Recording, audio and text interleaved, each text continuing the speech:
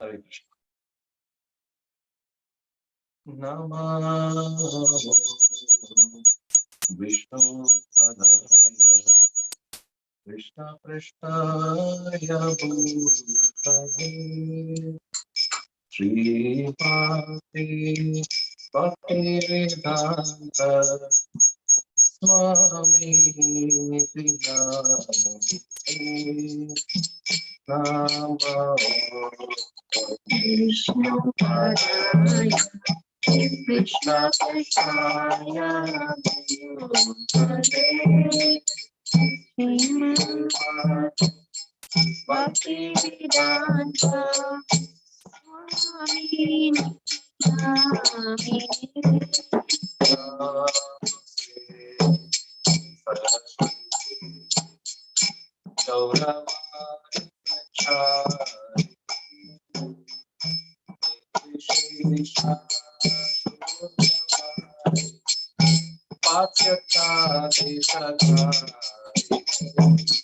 Namaste Saraswati Devi Gauravani Pracharine Nirvishesha Shunyavadi Pashyatati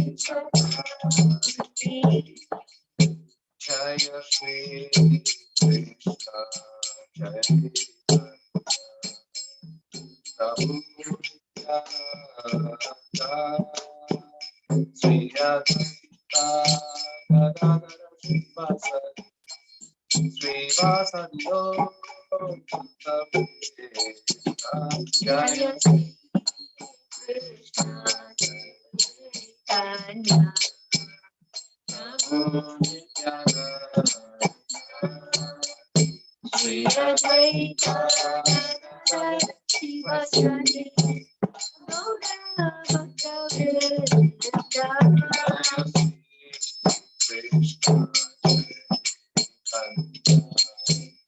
Prabhu Nityananda Sri Advaita Srivasadi Jaya Shri Krishna Prabhu Nityananda Shri Advaita Gadadara Srivasadi Gaura Bhakta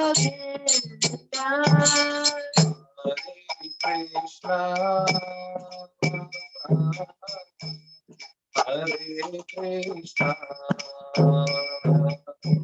Krishna Krishna Hare Rama Hare Rama Rama Rama Hare Hare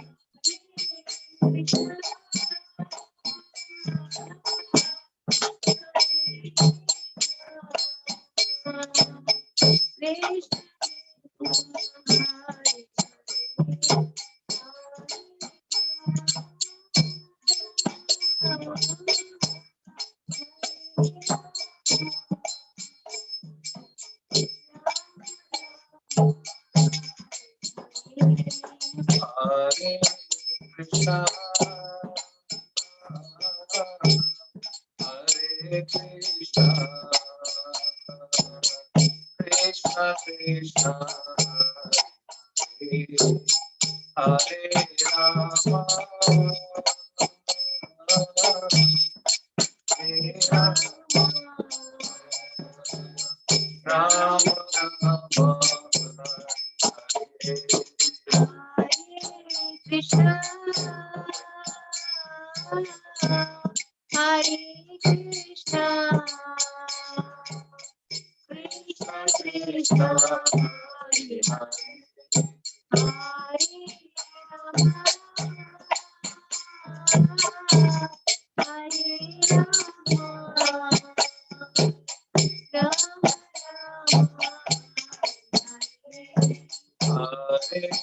Krishna Hare Hare Krishna Hare Rama, Hare Rama, Rama Rama,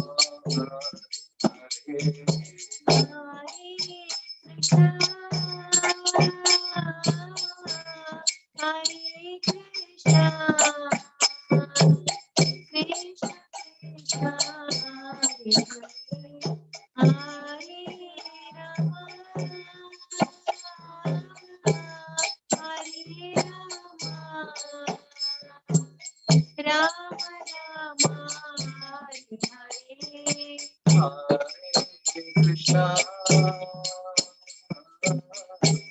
Hare Krishna, Krishna Krishna,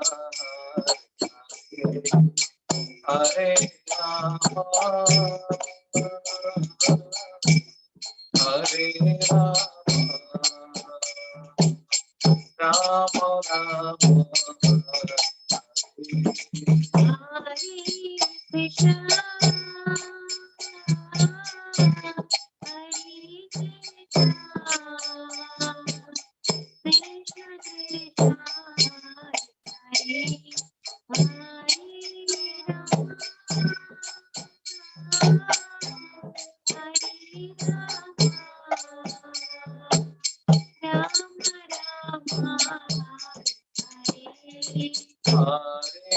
Krishna, Hare Krishna, Krishna Krishna, Hare Rama,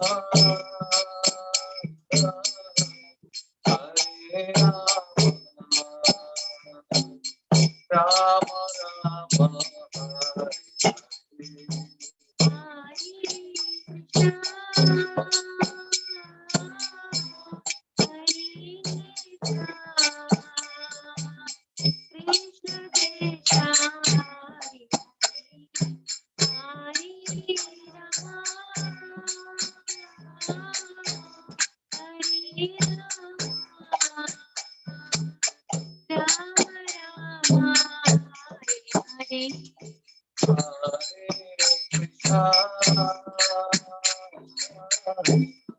Hare Krishna,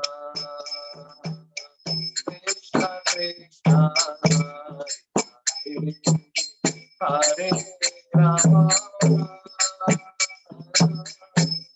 Hare Rama, Rama Rama, Hare Krishna, Hare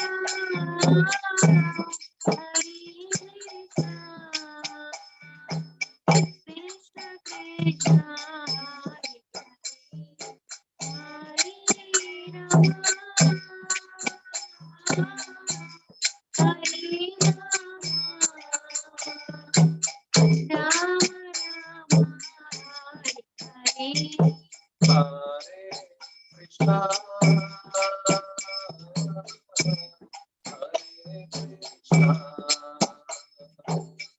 Krishna Krishna, Hare Rama, Hare Rama, Rama Rama, Hare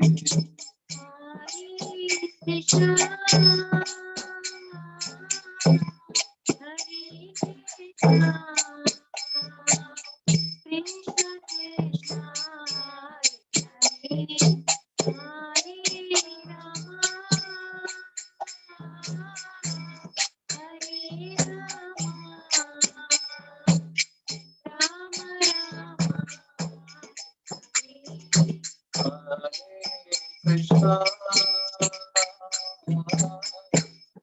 Hare Krishna, Krishna Krishna, Hare Rama, Hare Rama, Rama Rama,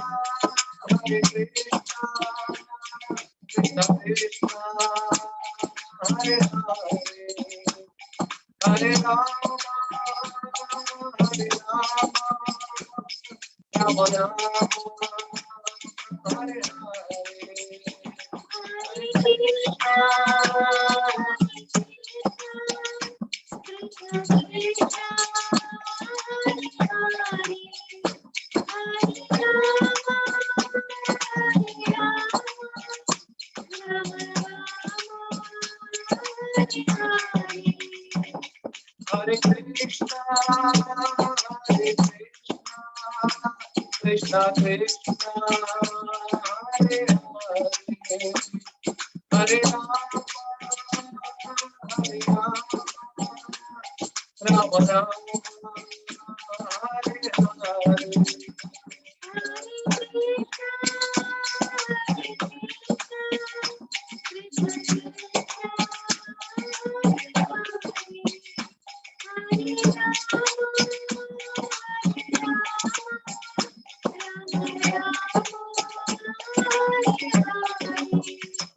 Hare Hare, Hare Krishna, Krishna Krishna, Hare Hare, Hare Rama, Hare Rama, Rama Rama, Hare Hare.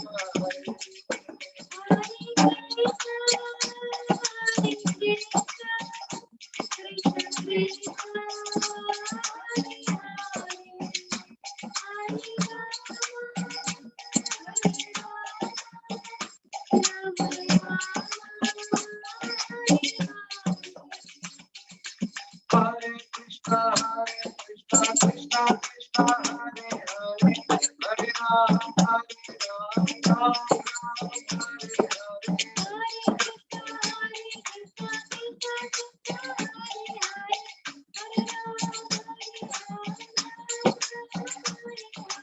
Hare Krishna,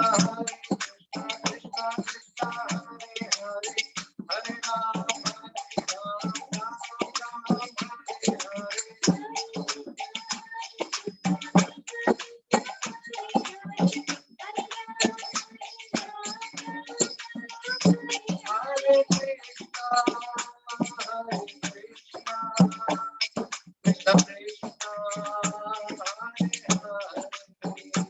Hare Hare, Hare Rama,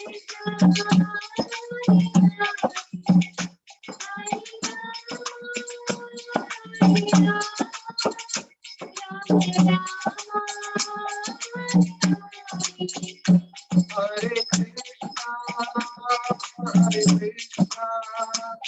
Krishna Krishna, Hare Krishna Krishna, Hare Rama, Rama Rama, Hare Hare.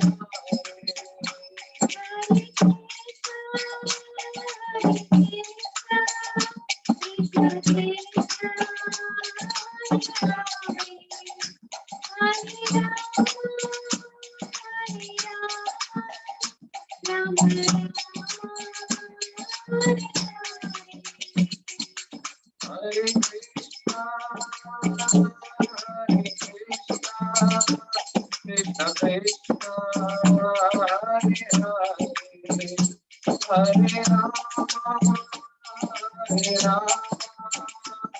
Rama, Rama Rama, Hare Hare.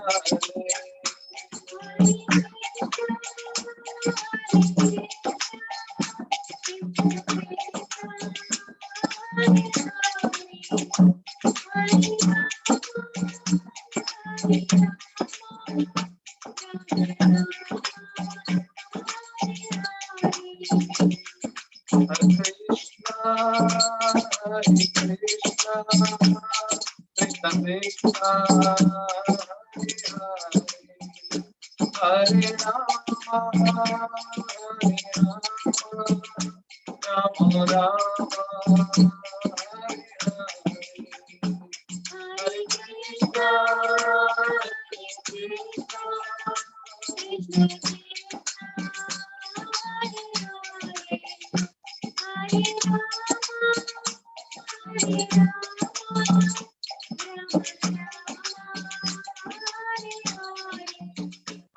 Hare Krishna, Hare Krishna, Krishna Krishna, Hare Rama, Rama Rama, Hare Krishna,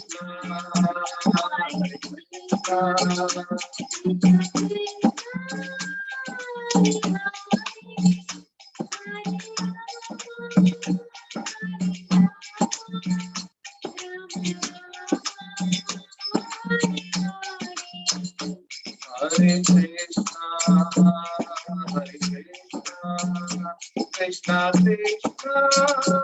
Hare Hare, Hare Rama, Hare Rama, Rama Rama,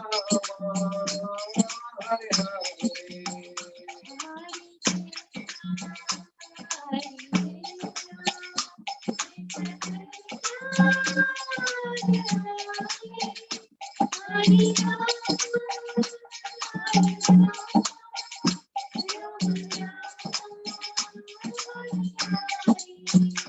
Hare Krishna, Hare Krishna, Krishna Krishna, Hare Hare,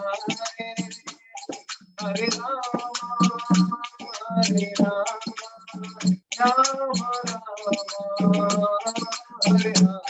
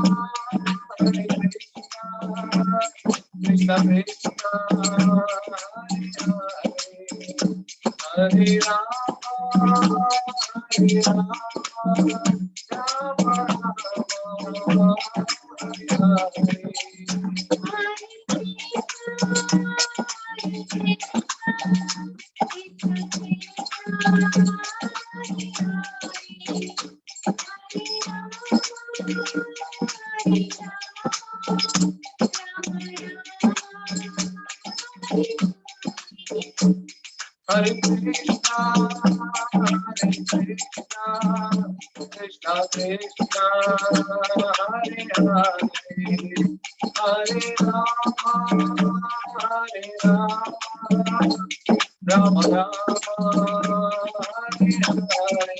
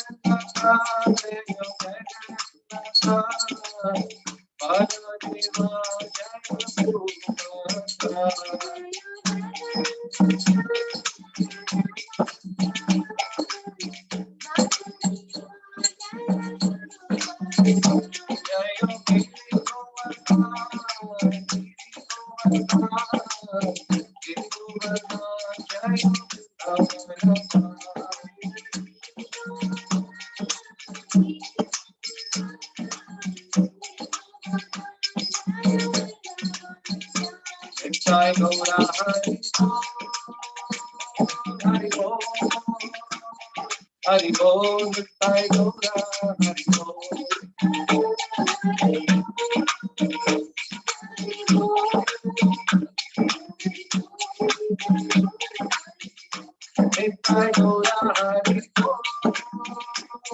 Hari Bol, Hari Bol, Hari Gaura, Hari Bol.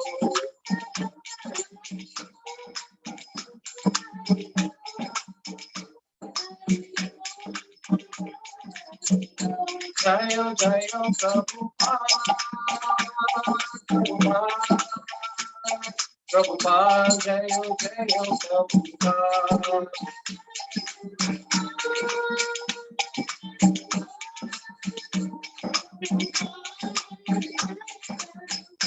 Jayo Jayo Gurudev, Gurudev, Gurudev, Jayo Jayo Gurudev.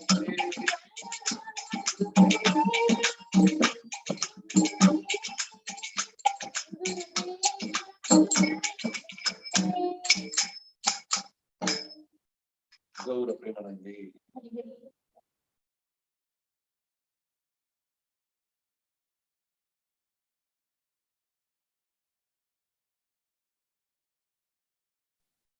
Hare Krishna. Welcome all. Welcome all for the Sunday Feast program. It's another exciting weekend, and we have a wonderful association with His Grace Ram Tirtha Prabhu today. And the schedule will be like next until 1 hour. Ram Tirtha Prabhu will be giving a talk, and then we'll have question and answers, and then we'll have announcements and winding up. So I'd like to invite Ram Tirtha Prabhu, and most of us know about Ram Tirtha Prabhu. He doesn't need any introduction here in Columbus community. He's even though everybody knows, I just want to say a few words about him. Ram Tirtha Prabhu is one of the core member, and he is a board of director, and he was a TC earlier, and he is serving the temple in various capacities and serving all the Vaishnavas and devotees here in the Columbus community. And he's into any service, you name it, he'll be always there in all kind of services, right from kitchen services, DT services, festivals, coordinations, so whatnot. Everything will be there in his hands, will be there. We can see his magics. And his wonderful association will be here for us with this. And without further ado, I just want to invite Ram Tirtha Prabhu. Please take over from here, Prabhu. Hare Krishna. Hare Krishna, Shadbu Chaitanya Prabhu, thank you so much for your kind introduction, which I do not deserve, but thank you so much for that. Hope I am audible to everyone. You guys are okay? Everybody here? Okay, wonderful, wonderful. So, thank you all so much for joining ISKCON's Sunday Feast program. We will start with Jaya Radha Madhava, few quick prayers, and then we will dive into the topic.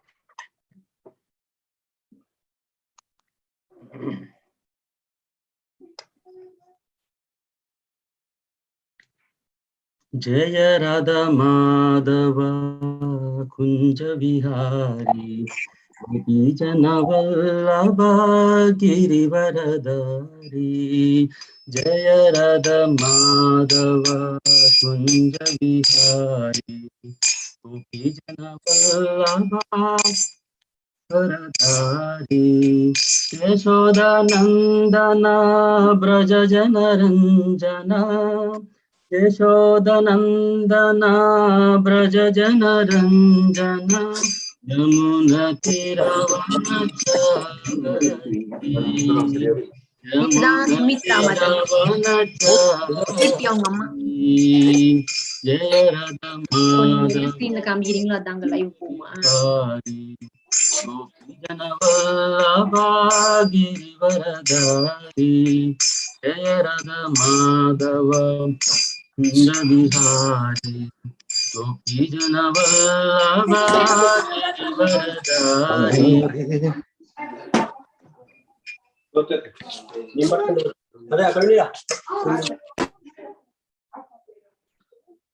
Krishnaya Vasudevaya Devaki Nandanaya Cha Nanda Gopakumaraya Govindaya Namo Namaha. Namo Pankajanabhaya, Namo Pankajamaline, Namo Pankajanetraya, Namaste Pankajangraye. Om Jnanatimirandasya Jnananjana Shalakaya Chakshurunmilitam Yena Tasmai Shri Gurave Namah. I was born in the darkness of ignorance. My spiritual master opened my eyes with torchlight of knowledge. I offer my humble respects and obeisances to my spiritual master. Okay, thank you all so much for joining today again. Couple of disclaimers before we start the topic. As you know, the topic is conquering the all-devouring enemy. That's the topic. I don't know some of you what you are expecting about this topic, but this is nothing related to the current political scenario that is happening in the world. We are not talking about that enemy directly, but this enemy is related to each and every one of us. You know, it affects each and every one of us. So I wanted to give that disclaimer first, and also another disclaimer is that these are not my realizations. I have not conquered this enemy yet, but I am trying to by the mercy of Srila Prabhupada and our Acharya's teachings. So I am going to share some thoughts and reflections from what Srila Prabhupada has said and our Guru Parampara and our senior devotees have mentioned, and also from Bhagavad Gita. So I'm going to share some of these points from these things. Okay? So these are not my realizations. So I'm just going to share what I have learned from all the seniors here. Okay, okay, so today's topic is conquering the all-devouring enemy. So let me share my screen. I hope I can do that. Okay, let's see that.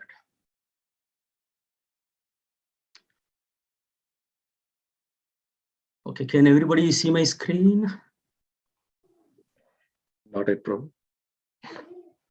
Not it? No. Oh, okay.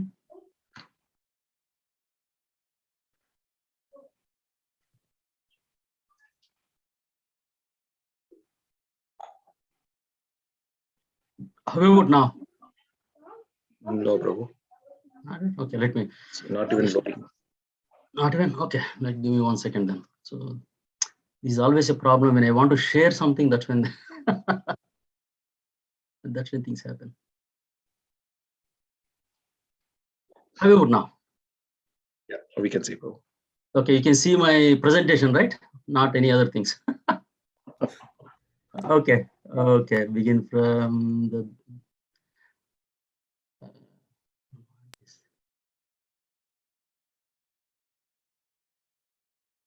Okay, anyway, I'm not able to do the presentation mode on this, but I hope you guys can see my screen, I guess, right? Just now, Prabhu, when Yes, you Prabhu. started the presentation, we could see the slide on the entire screen.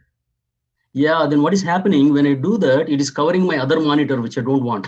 I have some notes on the other monitor. This So, is but good. it's okay, right now? Yes. Yes. Okay, okay. I think let's go with this. You know, for now, I don't want to take a lot of time in these technical things at this point. Okay, so a brief background about this topic, conquering the all-devouring enemy. So, what is this enemy that we are talking about? And in this session, I am planning to the idea is to cover these topics. So, what is this all-devouring sinful enemy? And then, what is the definition of that? First of all, what is the definition and what is the meaning? How do we understand that? And then what is the origin and why do we have it? First of all, why every one of us have it? And then how does it affect in our lives, day-to-day lives? And then what is the hiding place? See, because so we are talking about the enemy, right? And we want to conquer this enemy. So if we want to conquer the enemy, we need to understand everything about the enemy. What are the strategic places, hiding places of this enemy, so that we can conquer it, we can defeat that, So what are the hiding places, different hiding places of this enemy? And then what are different strategies that are mentioned in Bhagavad Gita and in our day-to-day life, how we can apply these things. So I'm hoping to cover these topics today. And the first thing, so as you all know, Bhagavad Gita was spoken by Lord Krishna 5,000 years ago in the battlefield, and so Arjuna was not willing to fight. He asked Krishna to take the chariot between the two armies, and then he put his bow aside and he started trembling. He says he doesn't want to fight, and then that's when Krishna starts speaking this Bhagavad Gita. So in the second chapter of Bhagavad Gita, Krishna gives the knowledge of the soul, so Atma. So who are we? What are we? And he gives a basic knowledge that we are not these bodies, but the spirit soul, right? And after giving this knowledge to Arjuna in the second chapter of Bhagavad Gita, then Krishna starts speaking about Karma Yoga. So Karma Yoga is where we work and offer the fruits of our work to Krishna. Krishna clearly tells in the third chapter of Bhagavad Gita that we don't have to give up our work but offer our fruits to Krishna. So that's where we can connect with Krishna. That is called yoga. So yoga means to connect.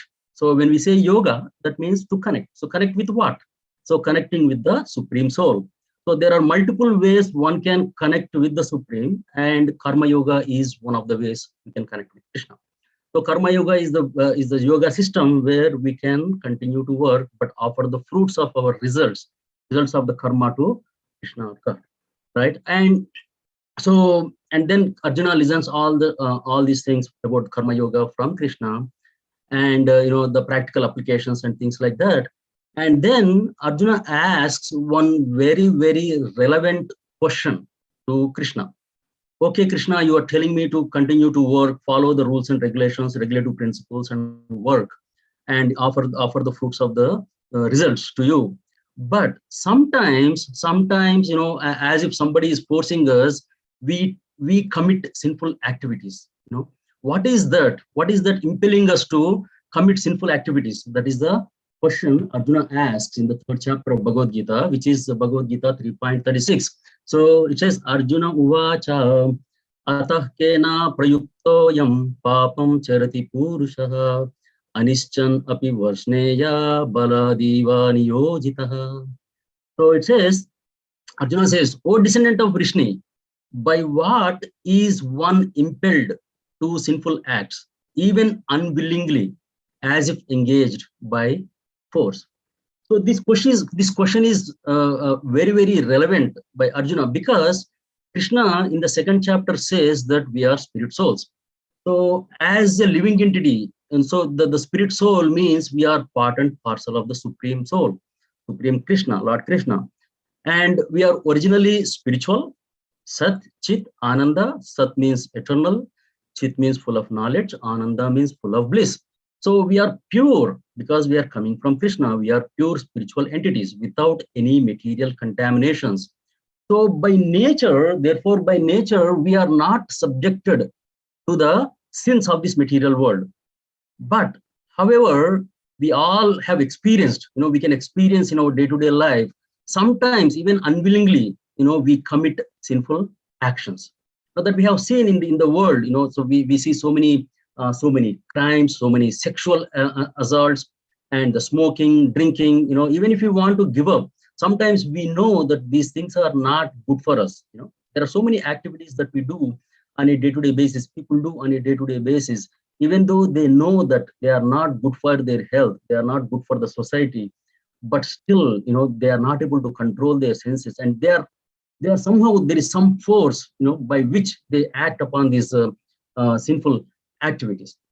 Right? When we go to the doctor, a smoker goes to the doctor, and doctor clearly tells that smoking is not good for you. The drinking alcohol is not good for you. It is going to cause health issues. You will have health issues. But then what happens? As if somebody is really pulling, he starts continue to smoke, continue to take alcohol. Even if he gives up for some time, then the mind somehow tricks him. If a friend comes, an old friend comes, he says, okay, why don't we have a cigarette? Why don't we go to a bar and restaurant to have something? And as a conditioned living entity, we look for opportunities, even though we want to give up. But then whenever there is an opportunity, there is some kind of a force by which we tend to act sinfully. And we see so many sexual assaults in many places around the world, all over the world. So people commit so many sexual crimes and so many other crimes because they are not able to control their senses. There is some force which is by which they are doing such kinds of actions, right? So Arjuna asks this very, very relevant question for all of us. It's not for him, but it is for all of us who are conditioned souls in this material world. So then what does Krishna say for this? So Krishna says in the very next verse, which is 3.37, Sri Bhagavan Uvacha Kama Esha Krodha Esha Rajo Guna Samudbhavaha Mahashano Mahapapma Vidyenam Iha Vairinam. Translation. The Supreme Personality of Godhead said, it is lust only, Arjuna, which is born of contact with the material mode of passion and the latter transformed into wrath, and which is the all-devouring sinful enemy of this world. So this is what Krishna directed as the answer. He says, what is that which is forcing us to act, forcing us to act sinfully in this material world? So Krishna clearly says that it is because of the lust only. So lust is the all devouring sinful enemy, because of which we are committing so many sinful activities in this world.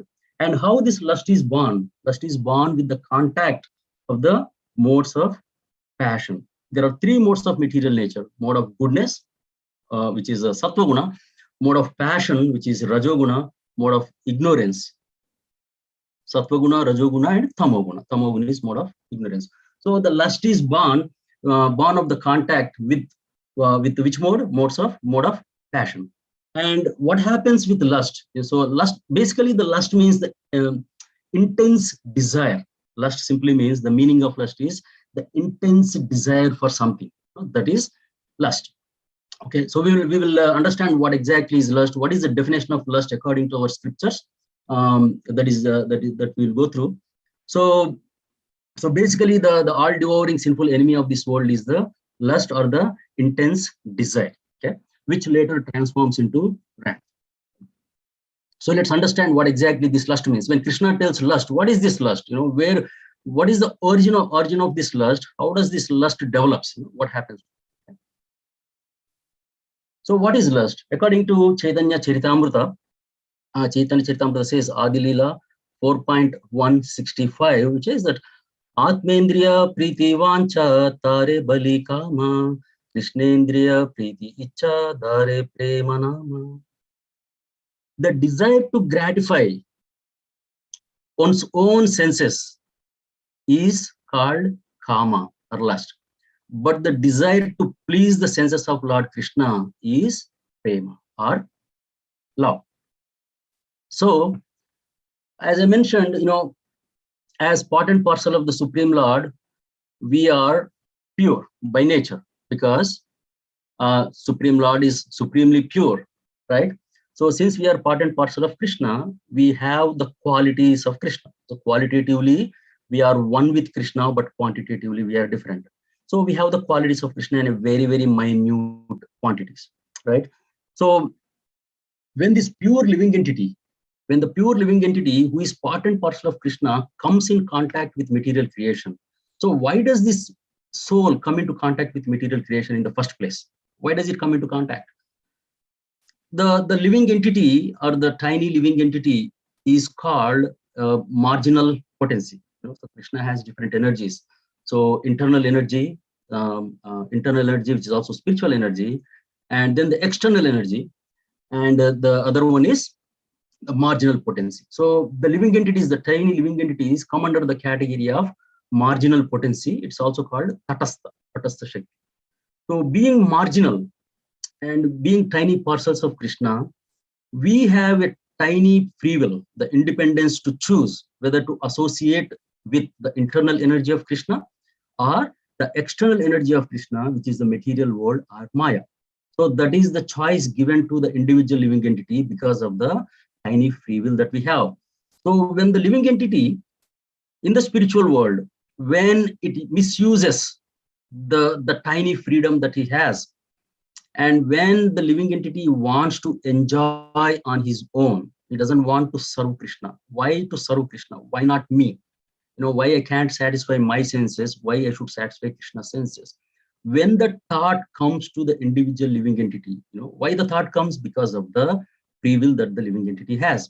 When the thought comes, Krishna puts that living entity in this material world, so that the living entity can try to satisfy his desires or fulfill his desires.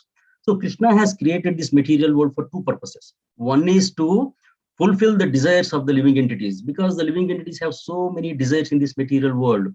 So he gives the facility for the living entities to go through this and get fulfilled these desires, right? That's one thing. And also this is a reformation place after millions of lives, when the living entity is trying to fulfill its desires. Then when he understands that this is not the place, it is not possible to fulfill all the desires, when he's frustrated, then when he starts thinking about, why this is happening to me, why there are so many struggles in this material world, how can I get out of these struggles? How can I have permanent happiness? when he starts thinking about this, when the conditioned living entity starts thinking about this, it is called Atato Brahma Jijnasa. So when he starts thinking about this, then there is a way how he can go back to Krishna, into the spiritual world. So the point is, the pure living entity in the spiritual world, when there is a desire to enjoy separately from Krishna, that's when we come in contact with this material world. Then our love for Krishna, by nature, our position, our transcendental position of the living entity is to love Krishna. As part and parcel of Krishna, our nature is to love Krishna. Our nature is to serve Krishna. That is our position. Jivera Swarupa Hai Krishnera Nityadas. So the Jiva's eternal position is to be a servant of Krishna. That's what our position. But that same love, when it comes in contact with the material nature, that gets transformed into lust or kama. So when we are serving Krishna, when we are doing anything to please Krishna or Krishna's senses, that is called love. So, but when we try to satisfy our own senses, then it is called lust or kama. So that is the definition of the lust, right? The example that is given, it's like a milk transformed into curd. So milk is pure. So then when it is associated with, when it gets in contact with sour tamarind, it transforms into yogurt. So the kama is like a yogurt, lust is like a yogurt, and love is like milk. So when we come into contact this material world, this external energy, Maya, has two potencies. Okay? The Maya has two potencies. What are those two potencies? And how Maya executes this whole thing with these two potencies, we'll try to understand briefly. Right? So there are two types of potencies. One is called Prakshepatmika Shakti. Prakshepatmika Shakti. And the second type of potency is called Avaranatmika Shakti. So Prakshapatmika Shakti is the one, or the power by which the living entity is thrown into this ocean of material existence. Like it pushes the living entity into this material existence. That is the potency which is called Prakshapatmika Shakti. And once the living entity is in this material world and it is covered, the entire knowledge, whatever the knowledge that the spirit soul has, that is covered completely, that knowledge is covered, that is by the power called Avaranatmika Shakti. Avaran means covering. Avaran, so which is covering. So basically, so the Avaranatmika Shakti is the one which covers the living entity. Prakshapatmika Shakti is the one which pushes the living entity into this material world. These are the two potencies by which Maya functions in this material world, right? So Prakshapatmika Shakti, which pushes the living entity into material world. Avaranatmika Shakti, which covers the living entity in this material. So how do we understand with a simple analogy? So it's like going to a movie theater. So when we go into the movie theater, what happens? There are lights. When we go and sit, we find our seat in the theater. There are so many people around, and there is lights, bright lights. Then we sit. Then what happens in few minutes?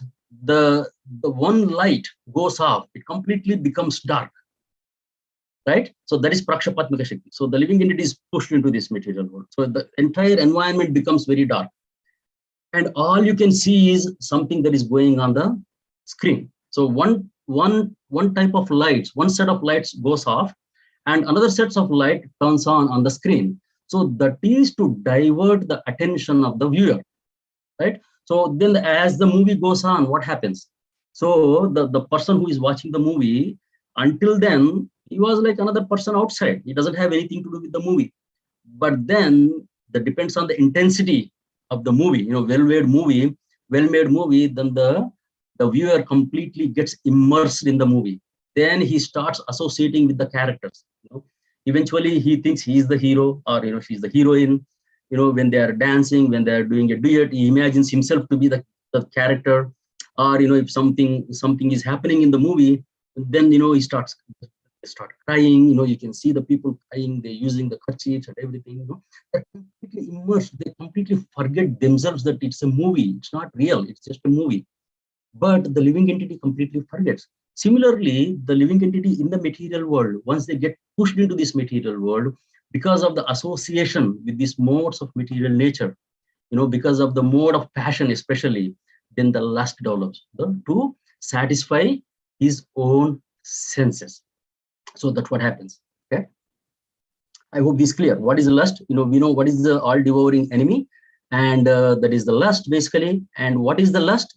The desire to satisfy one's own senses is called lust, and the desire to satisfy the Krishna senses is called love. Okay. Then, so there are different degrees of lust. Okay. This is mentioned. See, all these things are coming from Bhagavad Gita, chapter 3. Chapter 3, end of chapter 3. These topics are being discussed. So Bhagavad Gita is really amazing book. You can find anything and everything in Bhagavad Gita. The solution to all the problems, right? So in the 3.38, Krishna is saying, then what are the different degrees of lust? For some living entities, we can see the lust is very high and very severe. For some living entities, it's not much. The desire is not much to. So here it says, Dhumena vriyate vahniryata darsho malena cha yatulbena vrito garbhas tatatene damavritam. As fire is covered by smoke, as a mirror is covered by dust, or as embryo is covered by the womb, the living entity is similarly covered by different degrees of lust. Okay?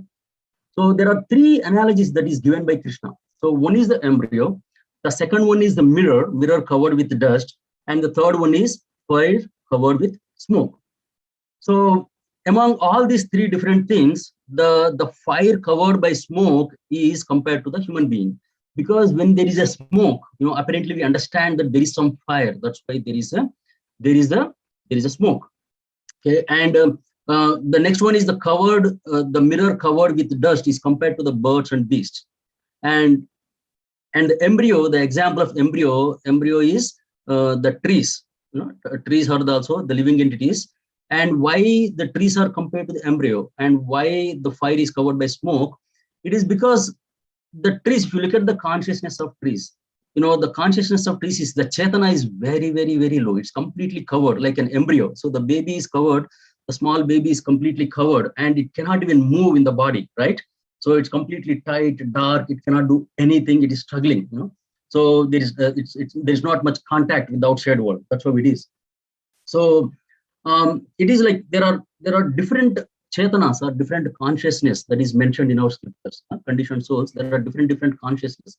So the first one is called avrita consciousness. Avrita consciousness or avrita chetana means it's completely covered, as if there is no soul at all, as if there is no consciousness. It's completely, it's like a matter. There is no, you can't perceive any consciousness in that. So that is called avrita consciousness or avrita chetana. And the next level of consciousness is called sankuchita. Sankuchita chetana is like in this particular case, embryo. There is some consciousness, but the level of chetana is very low. Like for example, the trees, the plants, the creepers, all these have souls, but their consciousness is very limited. It's very low. Okay. And the next one is called mukulita. Mukulita means like a budding stage of consciousness. That is animals, the birds, the beasts. So they have little more consciousness, little more higher consciousness than the trees and plants or the rocks and other things, right? And the next level, which is the fourth level, is called vikasita. Vikasita means a little bit blossomed. So little bit blossomed is the human beings. The human beings which have higher consciousness compared to the birds, beasts, or the trees. So, and the last one is purna vikasita. Okay, these are the five. Purna vikasita means completely blossomed. Those are the pure devotees of the Lord. They have complete full consciousness. They're like pure spirit souls. So they have the full consciousness. The full chetana they have. So the avrita consciousness means completely covered consciousness. Then second one is the sankuchita. Sankuchita means a little bit higher level of consciousness, stunted consciousness, which is the trees, plants, and the creepers. The third one is mukulita. Mukulita means the budding state, that is the animals and beasts. And the fourth one is vikasita. Vikasita means little bit blossomed, that is the human beings, conditioned human beings. And the last one is purna vikasita. Purna vikasita means fully blossomed, full consciousness that they have. So fire covered by smoke means, that means the in the form of human being, there is a possibility that the human being can revive Krishna consciousness. We can go back to our original nature. and we can make further progress. That opportunity is given in the human form of life, because there is some fire. We just have to use that, spark the fire. There is a spark. So we have to use that spark to develop, so that it can become a huge forest. How it can become? By pouring ghee into it, by pouring butter, you can make that fire into bigger. So we'll come to that explanation a little later on. But there are the 3 different degrees of lust that is mentioned by Krishna in Bhagavad Gita. So those 3 are like, without any consciousness or very, very low consciousness, like the embryo, it cannot do much. And the next one is mirror covered with dust. We'll understand a little more as we go into the subsequent slides. And fire covered by smoke is compared to the human being, where we can revive our consciousness. We can get purified by some process.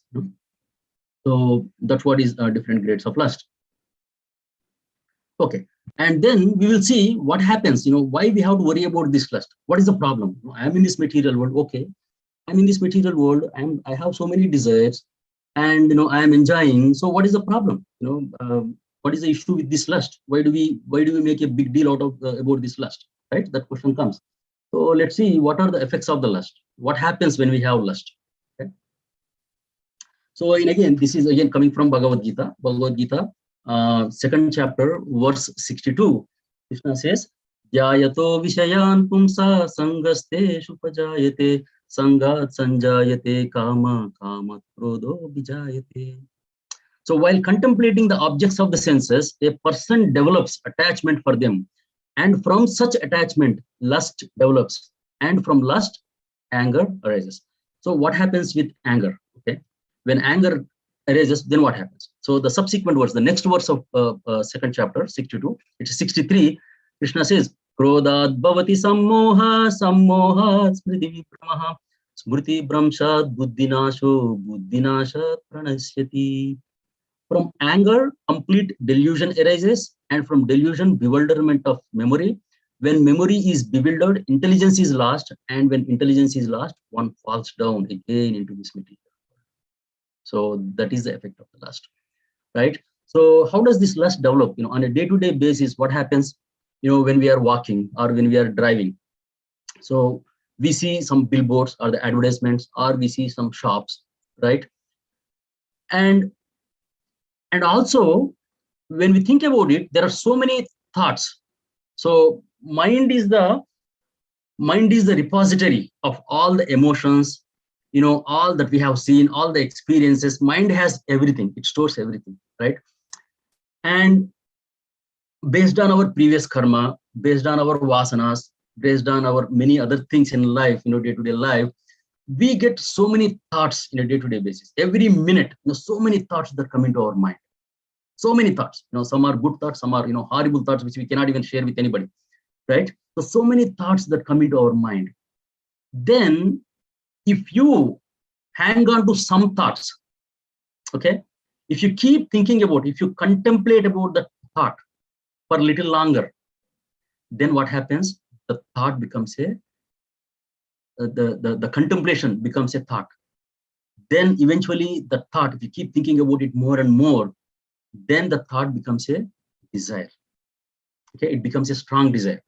Yeah, there's so many things going on in our mind, but if we think about one particular aspect of one thing out of that, and if we keep thinking about it, then what happens? Eventually it becomes lust. Eventually it becomes desire. So then when it becomes strong, when it becomes strong, then you try to execute that. Okay, like when we are going on the street, we may see a pizza shop. First time you may not care about it, you just move on, but you walk again second time. There is some nice aroma, nice fragrance is coming from that, nice smell is coming from the second time, you ignore it. But third time, fourth time, if you keep seeing it, if you keep looking at it, and if you keep thinking about that after coming home also, then what happens? Then the desire develops. Okay, now I want to eat that pizza. Then you go and buy that pizza, right? But if you just ignore it, simply ignore it, just move on, that nothing happens. Same thing, the entire material world is running because of these desires. right? So many billboards, so many advertisements, how we can, on the TV, on the internet, wherever you see, there are so many advertisements, how we can make these people buy, whether it is needed or not needed, so we just keep buying things, we just keep doing things for the sense gratification. So the entire development, the entire economy runs on this principle, right? How to attract these people to buy more, how to attract these people so that they can develop more desires. And by this, we are getting bound in this material world more and more and more and more. Okay. So then when the lust arises, so lust is the intense desire to do something, intense desire to have something. So, okay, I have the intense desire to do something. Okay, then what is the problem? I go and do it. I have money to buy something. I have money to do certain things. I have power to do something. I'll do it. But then when you do something, then what happens? The greed develops. If you perform, if you try to fulfill the lusty desire, if the desire is fulfilled, then it doesn't stop right there. Then it becomes greed and you want more. Okay, these desires, the material desires, are like waves in the ocean. They just keep popping one after another. You try to fulfill one desire, next desire comes up. You try to fulfill that desire, something else comes up.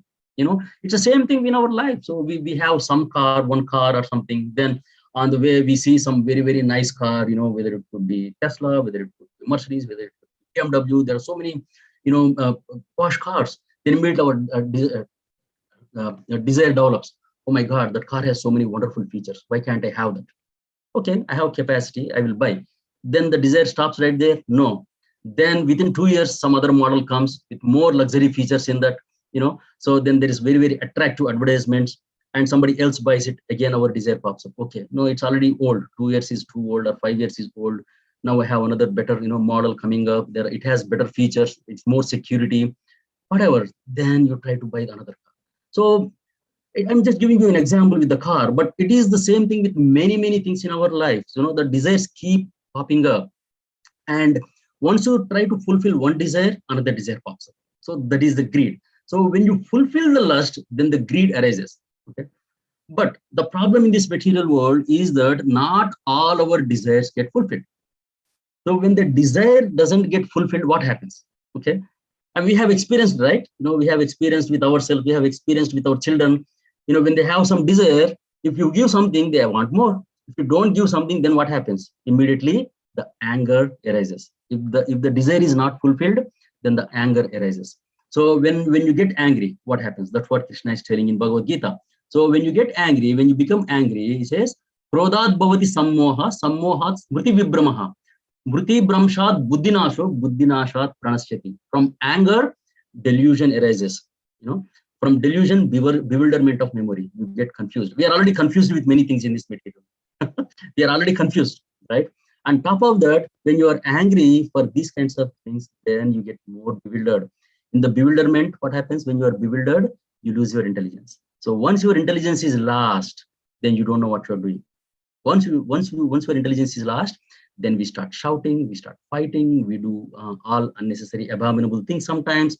So then you will fall down into this material pool again and again because of that. Okay, so that is the effects of the lust. And also in Bhagavad Gita 16th chapter, Krishna says, Trividam narakasyedam dvaram nashanam atmanah kamah krodhas tata lobhas tasmadeda trayam prajna. He says that there are 3 gates leading to hell. What are these 3 gates? Lust, anger, and greed. These are the 3 gates which lead one to the hell. And it says that every sane man should give these up, for they lead to the degradation of the soul. So we have seen the effects of the lust. So that will keep binding us in this material world. The lust is the one which is keep binding us in the material world. Okay. So now we understand the power of lust, what lust can do to us, right? Lust binds the living entity in this material world, right? Eternally. So now we need to understand, the strengths. We understood the strength of the enemy. So now we have to see, where does this lust hiding? Where is the lust hiding? And Krishna is so kindful. He's very, very merciful. He doesn't leave us without giving the answers. He's giving us the information also. I told you about the lust, the all-powerful, devouring enemy, sinful enemy. And he told us the strengths of the lust. And now he is giving us, where is this enemy hiding? So if we want to conquer our enemy, we need to understand the strengths. First of all, we need to understand the enemy. We need to understand its strengths, what it can do to us, and then what are the hiding places of this enemy. So we have to know that. Okay, so Krishna tells in Bhagavad Gita 3.40, Indriyani mano buddhir asyadhisthana musyate ete vimohayat esha jnanamavritya dehinam. The senses, the mind, and the intelligence are the sitting places of this lust. Through them, lust covers the real knowledge of the living entity and bewilders them. So these are the three places where the lust is hiding in our body, in each and every individual's body. These are the three places. What are the three places? The senses, the mind, and the intelligence. These where the lust is sitting, and through them the lust covers the real knowledge. Real knowledge of the soul is what? The real knowledge of the soul is that we are eternal servants of Krishna.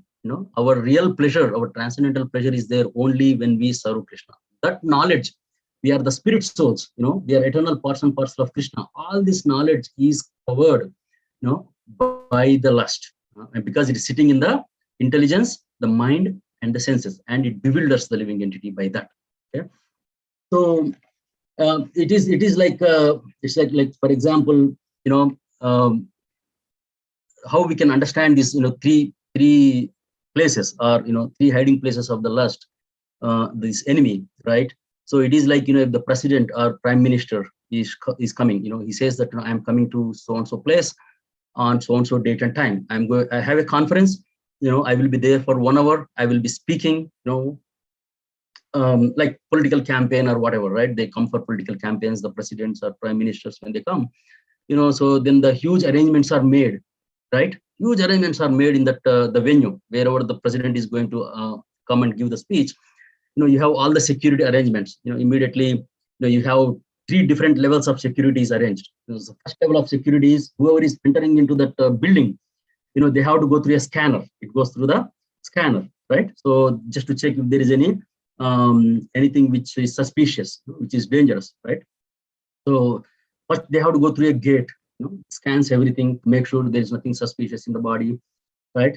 And then the second level, somebody starts frisking the person. He just touches the entire body. He presses the body just to make sure.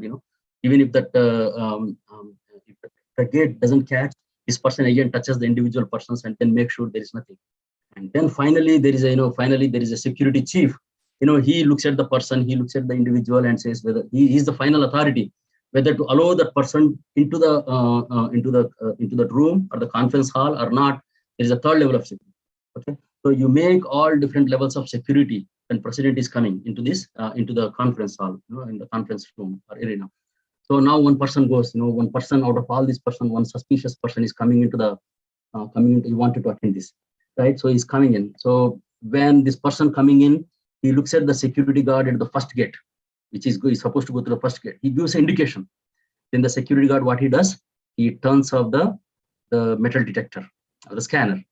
So this person, he immediately goes through the first gate without any issues, because the security gate, what the security guard, what did he do?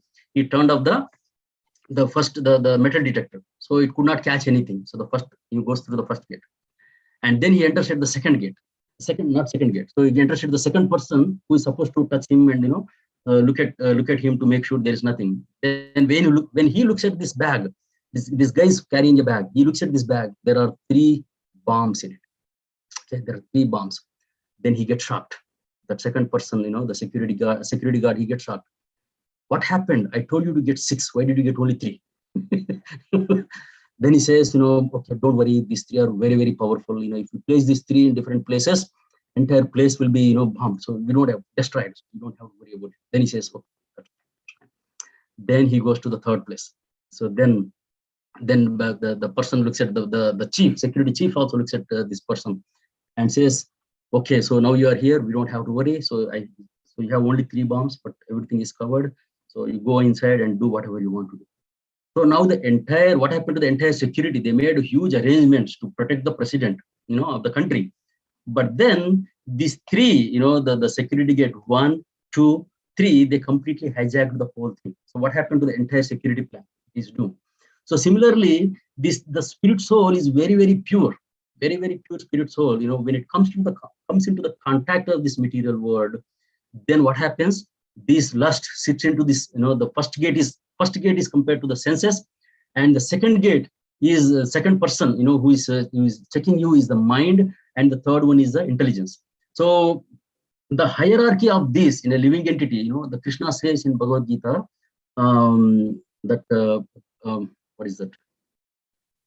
In the 15th chapter, he mentions that Mamaivam 15th chapter, 7th verse, 15.7, Krishna says that Mamaivam Jiva Loke Jiva Bhuta Sanatana Manashastran Indriyani Prakriti-sthani Karshana. Mamaivam Jiva Loko. Jiva Loka means these jivas are eternal. These are part and parcels of me. But because they are associated with the mind, they are struggling in this material world. They are associated with mind and senses. They are struggling in this material world. Okay, so according to the hierarchy, if you look at it, soul is the highest, which is pure, right? And the next is intelligence. Intelligence, and after intelligence is the mind. After mind is the senses, and below the senses is the dull matter. Senses are higher than the dull matter. That's why our senses are trying to misuse, these material resources. That's what we are trying to enjoy these material resources, because the senses are higher than this dull matter. And higher than the senses is the mind, which is the repository of all our activities, all our memories, all our experiences. Everything is in mind. And then above the mind, which is higher than the mind, is intelligence. So we are supposed to act with intelligence. We are supposed to act with intelligence. But if the lust is covering the intelligence also, then lust is completely hijacking the intelligence, the senses, and the mind. So we are in the puppets of the lust. So we are doing whatever the senses want, whatever the mind wants, whatever the intelligence. Intelligence is not purified because it's contaminated right now. And the purified intelligence knows that we have to serve Krishna. Our real pleasure is serving Krishna. That is the way. But since it is contaminated by lust, we are trying to do all these things, lusty things in this material world. Okay. So basically, these are the 3 hiding places. And now, how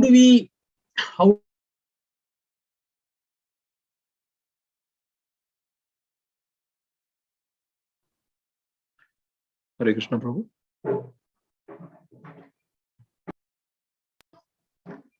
I think looks like Ram Tirtha Prabhu is out. Yeah, Haribol Prabhu. Sorry, Prabhu. There was a brief disconnect. Okay. Yeah. So are we okay now? I don't know where we Yes. are. I don't know how much we covered. So I was talking about we covered what is lust, and then we discussed about the strengths of the lust and the effects of the lust, and then what are the hiding places of this enemy. That's what we talked about so far, right? So now we will concentrate. We'll try to discuss how to conquer this enemy. So with all this information, how do we conquer it? Okay. So let me share the screen again. So are you all with me so far? You guys are okay? Okay, let me see that. Okay. So let's try to understand how to conquer this enemy. So there is one thing. It's called the 4D formula. This I heard from Gokuleshwar Prabhu in one of the Bhagavatam classes he gave a couple of years ago. I think 1.5 to 2 years ago. Shrestha asked a question. So then for that, Gokuleshwar Prabhu gave this formula. So I really liked it. I thought of sharing that with you today. So how to conquer this? So the 4D formula, the first thing is delay it. Okay, delay, dovetail, decrease, and finally drop it. Okay, so delaying. So whenever we have some desires, lusty desires, okay, the first thing what we can do is to delay it. Okay, if you want to do it now, then at least try to postpone it. If not now, okay, let me do it after 1 hour, or let me do after 2 hours, hoping that something will change. In 2 hours, your mind may change, something else may come up. At least try to delay your desire. You try to delay implementing your lusty desire.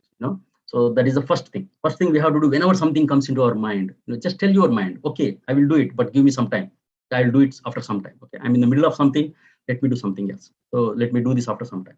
So delay it as much as possible. Try to delay that. So the second thing is dovetail. So if you have a desire, dovetail that propensity to do something in Krishna consciousness, in a devotional service, which is more useful. Try to do something more useful than which is going to cause harm or which is going to bind you in this material world. Dovetail the propensity of that to something else in Krishna consciousness. That is a second way. For example, you want to eat something, right? You want to eat something. Instead of eating in a restaurant, instead of eating something outside, why don't you make something at home and then offer it to Krishna and then eat? If you want to watch a movie, if you want, instead of watching any other movie, just try to watch some movie which is related to Krishna consciousness. There are so many movies, there are so many videos, there are so many dramas the devotees have made. So many things are there on internet where you can watch. The propensity, the watching propensity, try to dovetail that into Krishna consciousness. Okay? So that is that dovetail. So first one is delay, the second one is dovetail, the third one is decrease. Okay? If you are doing it, like for example, coffee. So many people are addicted to coffee. It's very, very hard to get rid of. Stop that coffee, giving up that coffee, or the cigarette. All these things are very, very difficult, right? So then what you do, at least decrease it. So now I'm drinking 3 coffees a day.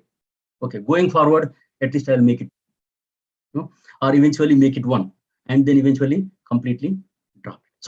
So decreasing it. So if you're watching a movie, every day, once a day, then at least reduce it to once a week or once a month, things like that. So the third way to deal with the lust is decrease it. So finally, after doing all these things, eventually you may be able to completely drop that desire. So this is the 4D formula that is given, that is mentioned by Gokuleshwar Prabhu. On a practical basis, we can try with our conditionings and certain habits, we can try to implement this.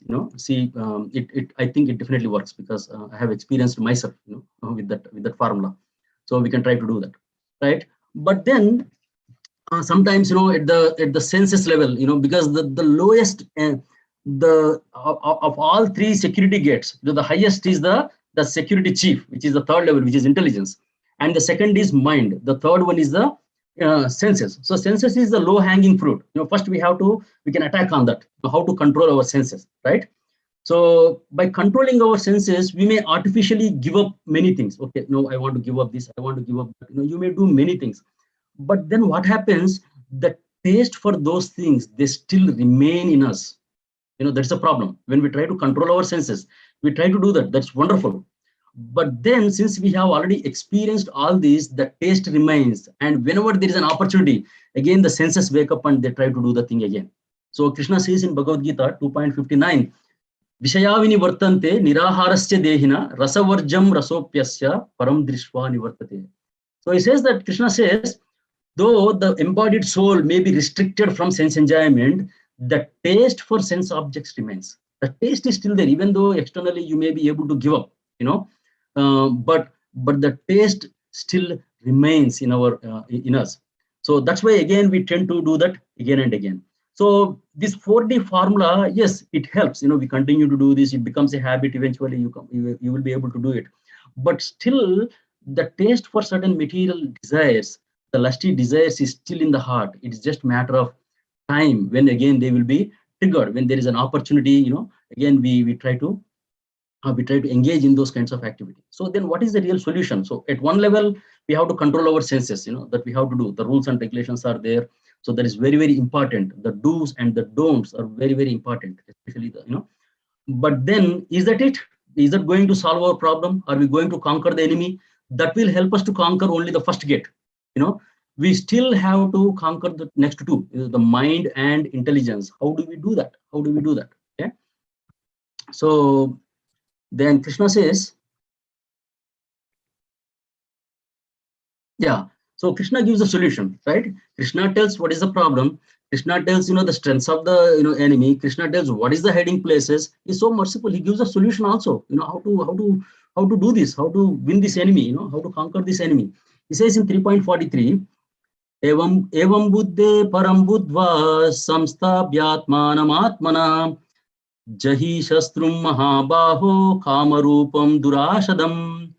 So it says that thus knowing oneself to be transcendental to the material senses, okay, knowing one to be the knowing oneself to be the transcendental to the material senses, mind and intelligence, O mighty armed Arjuna, one should steady the mind by deliberate spiritual intelligence, which is Krishna consciousness, and thus by spiritual strength conquer this insatiable enemy known as lust. So this is a solution that is given by Krishna in Bhagavad Gita. So it is like, the material desires, as I mentioned, it's like a waves in the ocean. So it's unlimited. They keep coming up. They keep popping up, right? So people and we tell them, our scripture says that we have to control our senses. We have to control our desires. But then people say, why should I control our desires? I will try to fulfill my desires. So it says, people say that it's hard. It's very hard to control our desires. It's very, very hard. Yes, controlling our desires is hard. Fulfilling our desires is also equally hard. You have to choose which hard, right? Fulfilling our desires is also not easy. You cannot fulfill all the desires. Okay, people think that they can fulfill all the desires. They are in ignorance. It's not possible all the time, right? So yes, controlling the desires is hard, but at the same time, fulfilling the desires is even more harder. We cannot fulfill all the desires, and it will make us get frustrated in this material world. That's what we have been seeing. That's what scripture says again and again. Okay, so we have to choose which hard. At least if you try to control the senses, if we engage in Krishna consciousness, as Krishna is telling in this particular verse, one should steady the mind by deliberate spiritual intelligence or Krishna consciousness. And by the spiritual strength, when we try to control our senses, when we engage our mind and senses in Krishna consciousness, Krishna is with us. Krishna is with us. He is going to help us to conquer this enemy. But on the other hand, when you are trying to fulfill the desires on your own, basically you are on your own. You are trying to execute everything on your own. There is no support from Krishna. So which is going to be the cause of frustration in this world. So that's the reason Krishna is saying here, so try to spiritualize your intelligence. So as I said, the senses are different outlets of the lust. So the lust is there in this body, but it is experienced. The lust is experienced through these senses.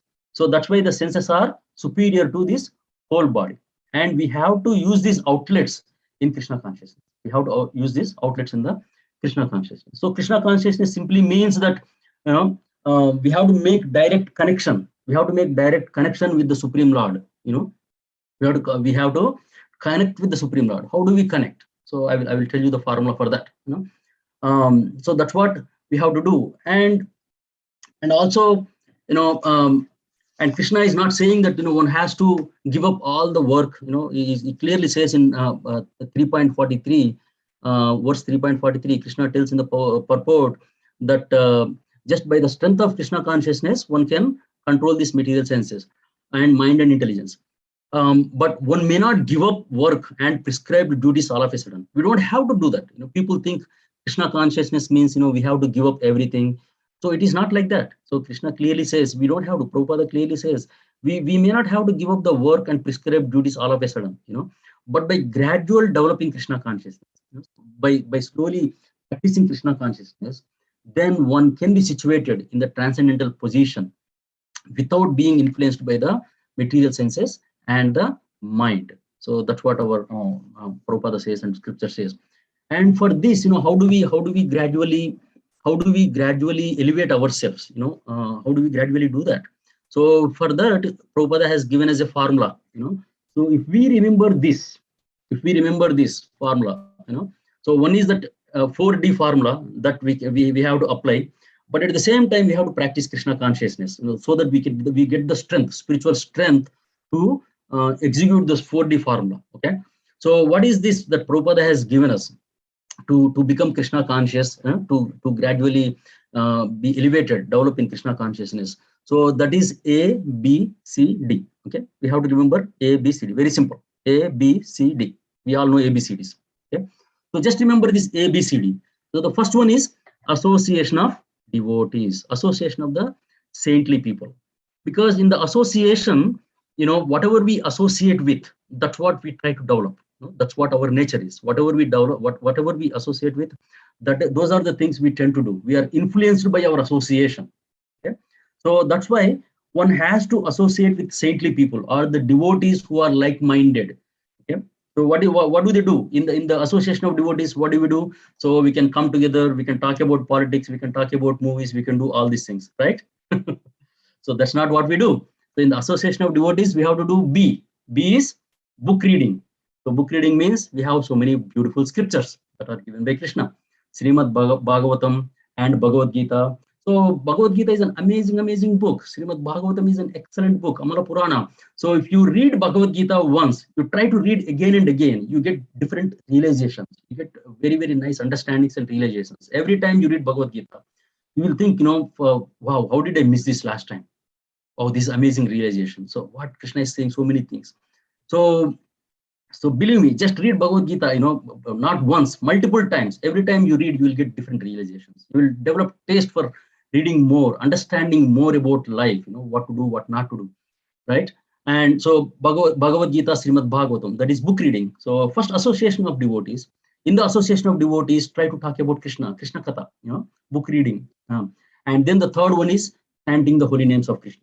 So chanting the holy name of Krishna, Hare Krishna Maha Mantra, which is, there is no difference between Krishna's name and Krishna himself. Absolutely, there is no difference. The entire, all the powers, all the potencies of Krishna, all the potencies, everything. Krishna has multiple names, right? Krishna has so many names, unlimited names. And each incarnation of Krishna exhibited only certain potency, right? Krishna, when he came as Nrsimhadev, he exhibited certain potency. Different incarnations exhibited different potencies, but the holy name has all the potencies combined. That is the power of this, this portable holy name. Krishna came in the form of holy name in this Kali Yuga. We can use that. That is a Yuga Dharma. So the chanting of the holy name, you are directly associating with the supreme pure Krishna. So we get purified. By that we can conquer lust. Association of devotees, book reading, chanting the holy names, and the last one is diet or the deity worship. So what we are eating, Krishna said, Patram Pushpam Phalam Toyam, so whatever Krishna accepts, only those kinds of things we have to offer and then take it. So by doing these four things that Krishna has, Prabhupada has given us, association of devotees, book reading, chanting the holy names, and deity worship or diet. If we follow these four, then we can gradually develop Krishna consciousness and conquer this enemy by the mercy of Krishna and by the mercy of Srila Prabhupada and devotees. So today basically it's about 12:31. So we covered from the beginning. It's like what Arjuna asked. It started with the question by Arjuna: what is that by which one is impelled to act sinfully or commit sinful activities? Then Krishna explained what is that by which we are acting like that, which is all devouring sinful enemy, which is the lust. Then we talked about what is lust, the definition of lust, how do we understand lust, and then what are the effects of lust, what happens when you are lusty, what kind of things happens, what it does to you, and then what are the different hiding places of this enemy, and then finally how to conquer this enemy, how to defeat this enemy. So yeah, those are the things I wanted to share today. Thank you all so much for your patience. I will end here, and Thank you, Prabhu. I will open it to the floor for any questions, comments, reflections, chastisements. I didn't see any hands raised so far. Yeah, His Grace Ram Tirtha Prabhu ki jai. Yeah, thank you very much, Prabhu. It's very nice. Yeah, thank you very much. Thank you, Chandra. Prabhu, can I ask a question? Yes, Prabhu. Go Yes, Yeah, Prabhu. this is Krishna. So you said about pleasing your own senses is not good, right? So that is why we said we want to try to please Krishna's senses, which is prema. Right. So we have established a negative connotation about pleasing our senses is not good. So then why are we saying that we have to go please Krishna's senses, right? So what is the tattva behind it? What's the reasoning behind, or what does it really mean when we say pleasing Krishna's senses? Yeah, basically, if you understand that's what. So Krishna, first of all, thank you for asking questions. So that's very nice. If we understand our real self, okay, being part and parcel of Krishna, and also our constitutional position, being a soul, our constitutional position, our natural position is to serve Krishna. So we are put in very unnatural, artificial condition. First of all, that's the first thing. Like you take out a fish from the water and you put the fish on a outside. Even if you put in a rose petals, a bed made with a rose petal, or you do whatever, the fish is never going to be happy because that's not its position. Similarly, being part, like hand is part of the body. Hand can never be happy by itself. If hand wants to eat and feed, it doesn't want to feed the body, hand is not going to be happy. So only it feeds into the body, that's when it gets nourished and you feel happy. So similarly, serving Krishna is watering the root of the tree. Serving yourself is, watering each plant, each leaf, or, serving separately. So that's why you will never get satisfied by that. Serving is our nature, whether we serve Krishna or ourselves, that is our nature to do it. Right? But if we serve Krishna, since we are part and parcel of Krishna, we automatically become satisfied by that. We become happy. Okay? Yeah, got it. But if we serve our own self, it's like there is one nice example that recently I heard. In Krishna consciousness, you just be, I think in Bhagavatam only, while you were reading, there was an analogy that, you just be a loyal son of your father. You don't have to do anything. You just be a loyal son to your father. All the money, all the inheritance automatically will come to you because you are just loyal to the father. When the father passes away, what happens? You get all that money by yourself without doing anything also. Similarly, in Krishna consciousness, we just simply try to be just serve Krishna and be there. Then you get automatically all the happiness which we are looking for. I don't know if I answered your question, Krish. No, I think yeah, it's good. Yeah, thank you. Actually, one more thing. Yes. Sorry, just to add a point for Prabhupada also mentioned, like the son has to just be alive to inherit the properties of the father. He doesn't have to do anything, just be alive. Right. That's what I mentioned. Yeah. Sumitra Mataji raised her hand. Yes, Mataji. Hare Krishna Prabhu, this was very nice, very thought-provoking. My question is a corollary to what Krish Prabhu asked. How this is about when we have desires in Krishna consciousness. And how do you know that the desires are to please your own false ego versus to please Krishna? How would you know that when you're desiring something in the realm of devotional service, what are you desiring that for? Is it to please our own false ego or to please Krishna? That's the first question. And then when the desire is fulfilled and you're happy, how do you know that Krishna is pleased? And is it just your own false ego being good and pleased? How do you differentiate the two? Very, very, very good question and thought-provoking question, Sumitra Mataji. So for the second one, how to know whether Krishna is happy or not? So it is like when you do the service, when Krishna is happy, you will become happy, number one. Okay. And number two is that you feel like doing it again and again. When you satisfy Krishna's senses, you want to do that service again and again. That's one way you can know that that Krishna is satisfied and you are getting another opportunity to do the same service again. So you can do that. That's my understanding. That's how I see it. Okay, so the first question is, how do I know whether I am doing it for my sense gratification or whether you are doing it for Krishna? But ultimately, even though Initially our mood is that, I want to do something to satisfy myself, but I'm bringing Krishna into my life, right? The example of, I want to eat rasgulla, or I want to eat jamun, internally that you have the desire to eat, but externally, I want to do it for Krishna, but that's okay. Initially, that's okay, even though you have the desire to do it. But when you start offering to Krishna, when you do things for Krishna, even though it is initially your desire, but you are doing it for Krishna, right?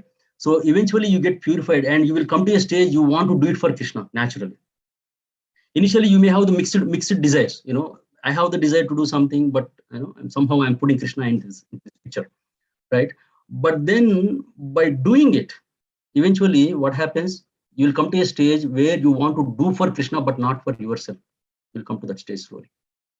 Okay, so yeah, I mean, first initial stages of our Krishna consciousness, yeah, there may be many things that internally we want to do it because of our false ego. But as long as you are doing it for Krishna means you are serving Krishna by that. Okay, then eventually you get purified. Does that make sense? Yes. I understand what your question is. Your question is that, how do I know whether it is doing it for myself or Krishna? But even though you are doing it for yourself, but you are putting Krishna also. You are doing that service Krishna. Yeah. True? So by doing it and by following all other things, eventually you will come to a stage that, you'll purely do for Krishna. You'll come to that stage. And that's if anybody has any other thoughts, I don't know, but that's what I was thinking. Sure. Thank you, Prabhu. As you were giving your answer, one thought came in my mind. And if the desire is not fulfilled, will our reaction tell us who the desire was really for? Yes. Right? Yes. If the desire is not fulfilled, if we did it for our false ego, then our reaction would be anger. Yeah. But if it was for Krishna, then we'll say maybe this was not in Krishna's plan.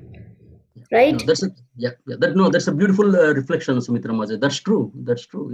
If we are really doing it for Krishna, then we understand that, okay, if it doesn't work, I tried, maybe Krishna doesn't want this. That's why, it happened. That's why it happened. Yeah, I think that's a beautiful part. Thank you, Prabhu. This was very nice revision of many verses from the 3rd chapter. So really enjoyed it. Thank you. Thank you, Mataji. Yeah, I read, this is the 3rd time I read Bhagavad Gita. First time I read, I just read it like that, without, just for the sake of checking box, I read, right? Second time I read again, okay, with the group of devotees. And 3rd time when I read, then certain things are registering in me. Second time when I read also, I did not register that entire 3rd chapter, last section of 3rd chapter, completely talked about lust, lust, how to do, what to do. But it did not register me when I read second time also. But 3rd time when I'm reading it again, it's a very beautiful section of Bhagavad Gita where we can understand and implement in our life. So that's why, for me personally, I thought, if you read more and more Bhagavad Gita every time, you get something new out of that. Every time you read something new, you'll get it. So that's what my, my little tiny realization that I got after reading Bhagavad Gita more than 2-3 times. So 3rd time I'm reading, I'm understanding that more. Thank So you. there's a lot more to learn. It's like an ocean, but but every time we read, we get something. Yeah, thank you. Yeah, there's another devotee who raised hands. Aniket, Prabhu. Yeah. Please go ahead. Thank you, Prabhu. Nice session. You have mentioned conditioned soul in your presentation today, and I've heard that from many Goswamis and Guru Maharaj and devotees. Sometimes I wonder that when we say conditioned soul, is it always in a negative connotation that we are using conditioned soul?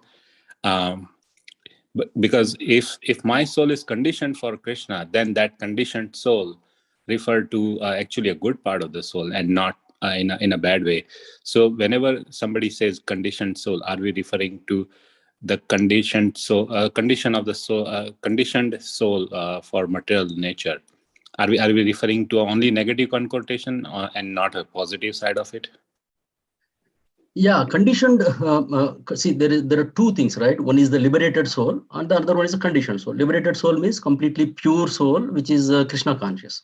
Okay, conditioned soul is basically associated with this material energy and So did we lose that Prabhu? Okay, Aniket Prabhu is here. Yeah. Okay.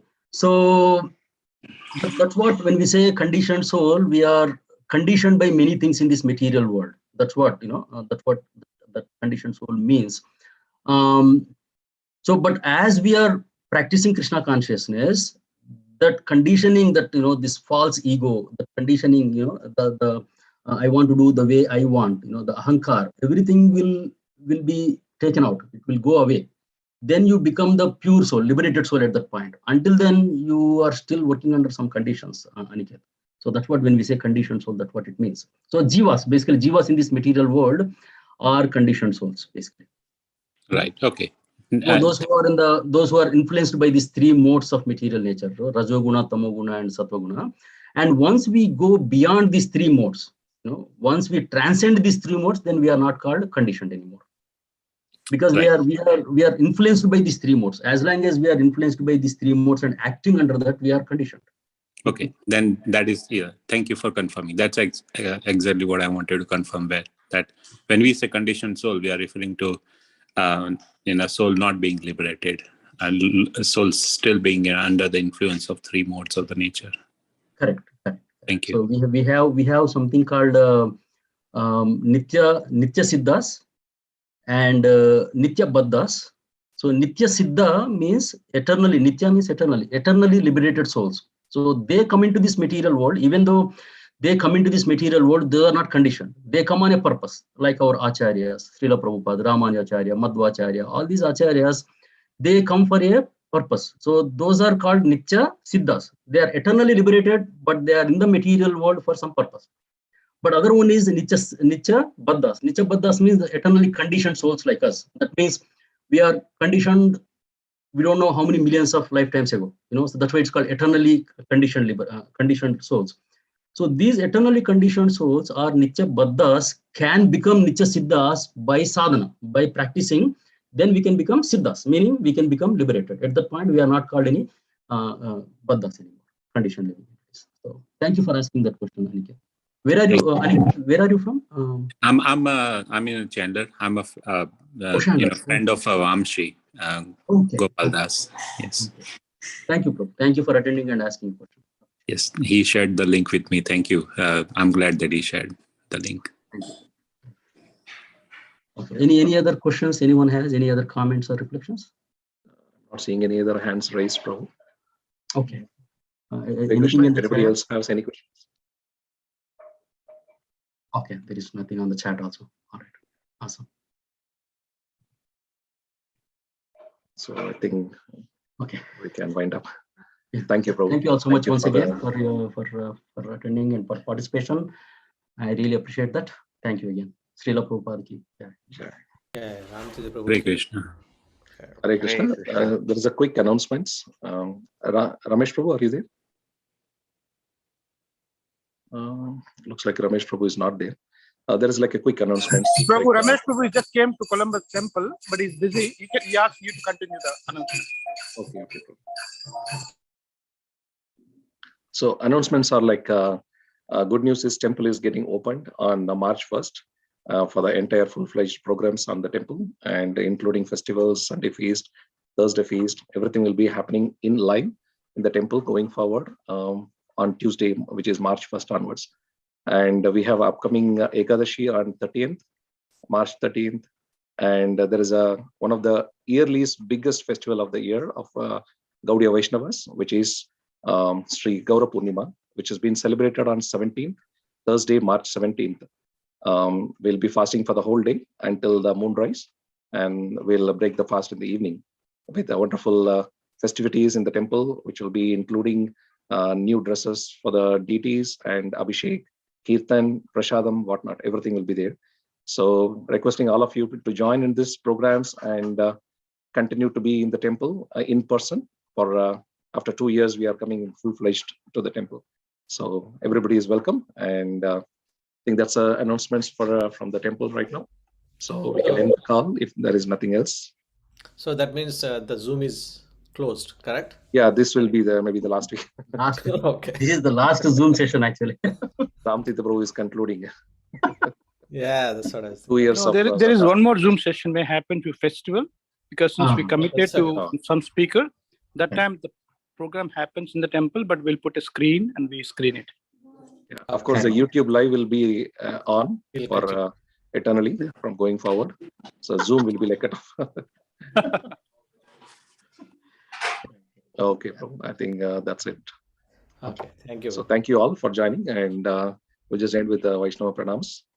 Vancha kalpatarubhyascha kripa sindhubhya eva cha patitanam pavanebhyo vaishnavebhyo namo namah. Ananta Koti Vaishnava Vrinda ki jai. Srila Prabhupada ki jai. Thank you, Prabhu. Thank you, everyone.